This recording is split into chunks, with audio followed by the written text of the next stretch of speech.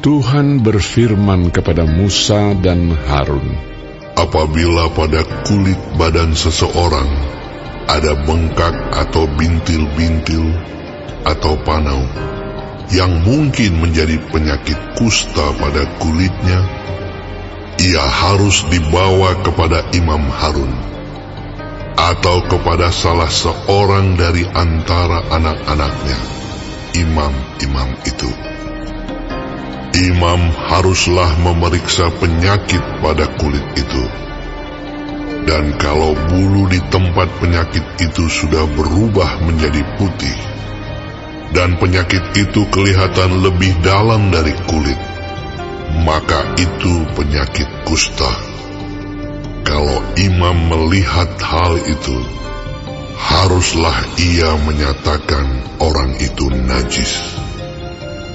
Tetapi jikalau yang ada pada kulitnya itu hanya panau putih dan tidak kelihatan lebih dalam dari kulit, dan bulunya tidak berubah menjadi putih, imam harus mengurung orang itu 7 hari lamanya. Pada hari yang ketujuh, haruslah imam memeriksa dia. Bila menurut penglihatannya penyakit itu masih tetap dan tidak meluas pada kulit, imam harus mengurung dia 7 hari lagi untuk kedua kalinya. Kemudian pada hari yang ketujuh, haruslah imam memeriksa dia untuk kedua kalinya. Bila penyakit itu menjadi pudar dan tidak meluas pada kulit, imam harus menyatakan dia tahir. Itu hanya bintil-bintil. Orang itu harus mencuci pakaiannya dan ia menjadi tahir. Tetapi jikalau bintil-bintil itu memang meluas pada kulit, sesudah ia minta diperiksa oleh imam untuk dinyatakan tahir, haruslah ia minta diperiksa untuk kedua kalinya. Kalau menurut pemeriksaan imam bintil-bintil itu meluas pada kulit, imam harus menyatakan dia najis. Itu penyakit kusta. Apabila seseorang kena kusta, ia harus dibawa kepada imam. Kalau menurut pemeriksaan imam pada kulitnya ada bengkak yang putih, yang mengubah bulunya menjadi putih, dan ada daging liar timbul pada bengkak itu, maka kusta idapanlah yang ada pada kulitnya. Imam harus menyatakan dia najis dengan tidak usah mengurung dia, karena orang itu memang sudah najis. Jikalau kusta itu timbul di mana-mana pada kulit, sehingga menutupi seluruh kulit orang sakit itu, dari kepala sampai kakinya, seberapa dapat dilihat oleh imam. Dan kalau menurut pemeriksaannya, kusta itu menutupi seluruh tubuh orang itu, maka ia harus dinyatakan tahir oleh imam. Ia seluruhnya telah berubah menjadi putih, jadi ia tahir. Tetapi pada waktu ada tampak daging liar padanya, najislah ia. Kalau daging liar itu dilihat oleh imam, ia harus menyatakan orang itu najis, karena daging liar itu najis, dan itu penyakit kusta. Atau apabila daging liar itu susut dan berubah menjadi putih, haruslah orang itu datang kepada imam. Kalau menurut pemeriksaannya penyakit itu telah berubah menjadi putih, haruslah imam menyatakan orang itu tahir. Memang ia tahir. Apabila pada kulit seseorang ada barah yang telah sembuh. Tetapi di tempat barah itu timbul bengkak yang putih, atau panau yang putih kemerah-merahan. Haruslah orang itu minta diperiksa oleh imam. Kalau menurut pemeriksaannya, panau itu kelihatan lebih dalam daripada kulit, dan bulunya telah berubah menjadi putih, maka imam harus menyatakan orang itu najis, karena penyakit kustalah yang timbul di dalam barah itu. Tetapi jikalau panau itu diperiksa oleh imam, dan ternyata tidak ada bulu yang putih padanya, dan tidak lebih dalam daripada kulit, malahan pudar, imam harus mengurung orang itu 7 hari lamanya. Dan jikalau panau itu memang meluas pada kulit, imam harus menyatakan dia najis. Itu penyakit kusta. Tetapi jikalau panau itu masih tetap dan tidak meluas, maka itu bekas barah, dan imam harus menyatakan orang itu tahir. Atau apabila pada kulit seseorang ada lecur karena api, dan daging liar yang timbul pada lecur itu menjadi panau yang putih kemerah-merahan atau putih, maka imam harus memeriksa panau itu.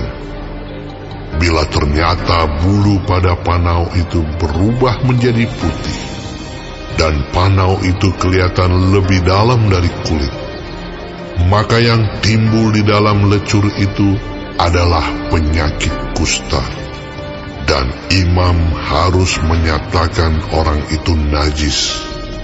Itu penyakit kusta.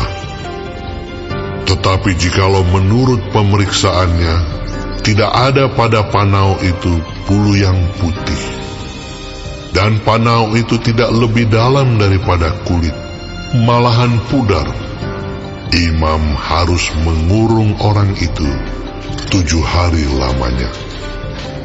Pada hari yang ke-7, imam harus memeriksa lagi dia.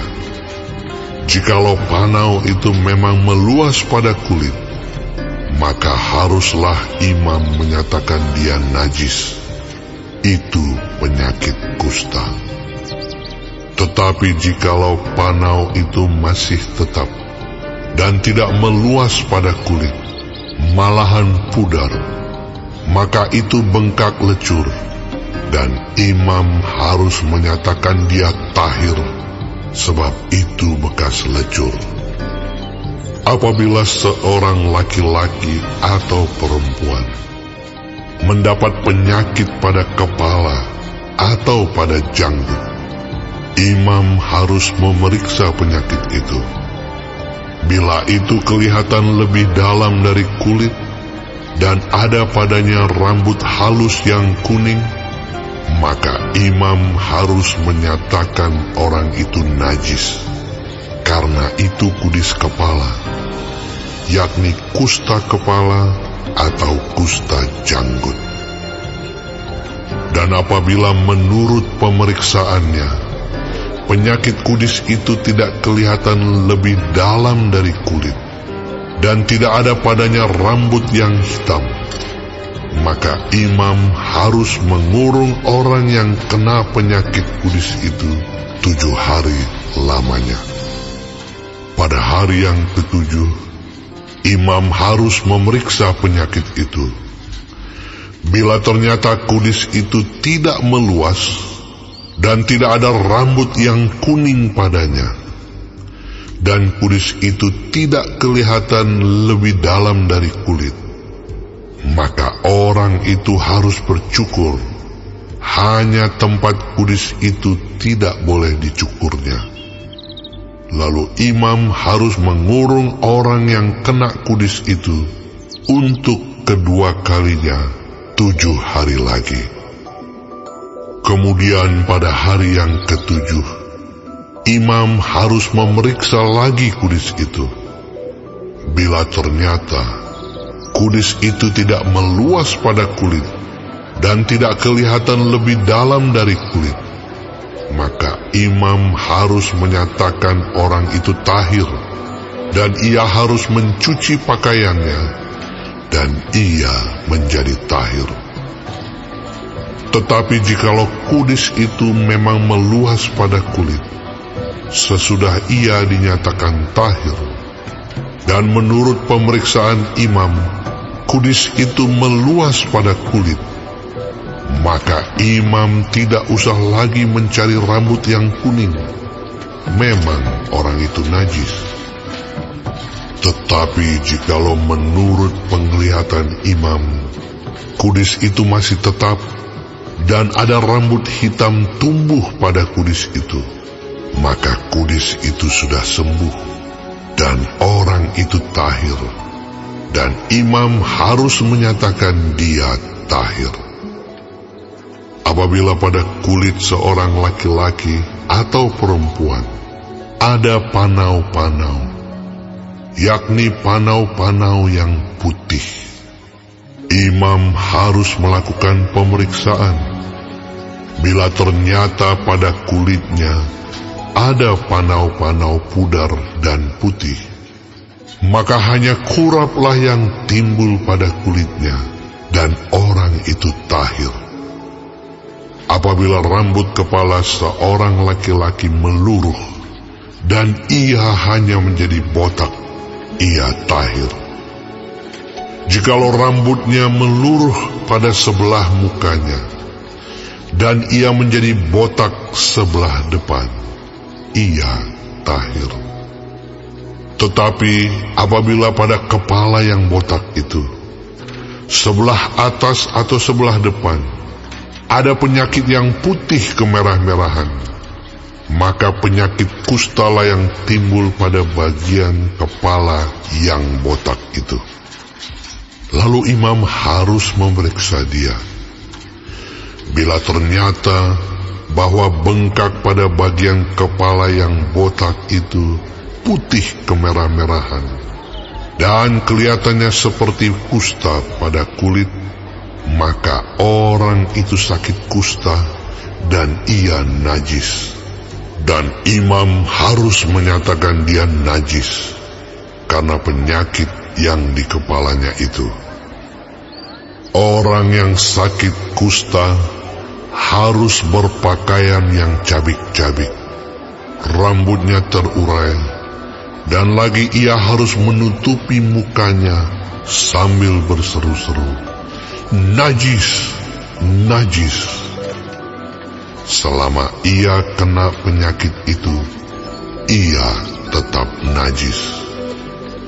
Memang ia najis. Ia harus tinggal terasing di luar perkemahan. Itulah tempat kediamannya. Apabila pada pakaian ada tanda kusta, pada pakaian bulu domba atau pakaian lenan, entah pada benang lungsin atau benang pakannya, entah pada kulit atau sesuatu barang kulit, kalau tanda pada barang-barang itu sudah kemerah-merahan warnanya, maka itu kusta. Hal itu harus diperiksakan kepada imam. Kalau tanda itu telah diperiksa oleh imam, ia harus mengasingkan yang mempunyai tanda itu 7 hari lamanya. Pada hari yang ke-7, ia harus memeriksa tanda itu lagi.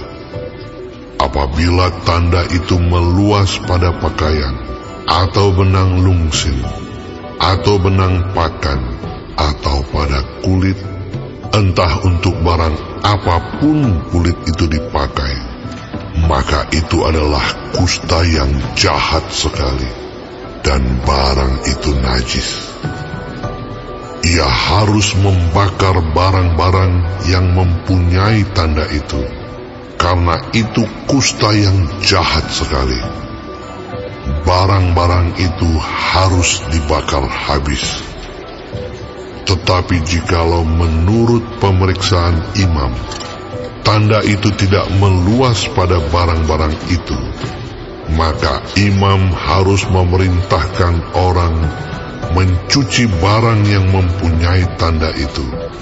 Lalu ia harus mengasingkannya 7 hari lagi untuk kedua kalinya. Kemudian sesudah barang itu dicuci, imam harus memeriksa tanda itu lagi. Bila ternyata rupa tanda itu tidak berubah, biarpun itu tidak meluas, maka barang itu najis, dan engkau harus membakarnya habis, karena tanda itu semakin mendalam pada sebelah belakang atau sebelah muka. Dan jikalau menurut pemeriksaan imam, tanda itu menjadi pudar sesudah dicuci, maka ia harus mengoyakkannya dari barang-barang itu. Tetapi jikalau tanda itu tampak pula pada barang-barang itu, maka itu kusta yang sedang timbul. Barang yang mempunyai tanda itu haruslah kau bakar habis. Tetapi barang-barang yang telah kau cuci, sehingga tanda itu lenyap daripadanya, haruslah dicuci untuk kedua kalinya, barulah menjadi tahir. Itulah hukum tentang kusta yang ada pada pakaian bulu domba, atau lenan, atau pada benang lungsin, atau pada benang pakan, atau pada setiap barang kulit, untuk menyatakan tahir atau najisnya.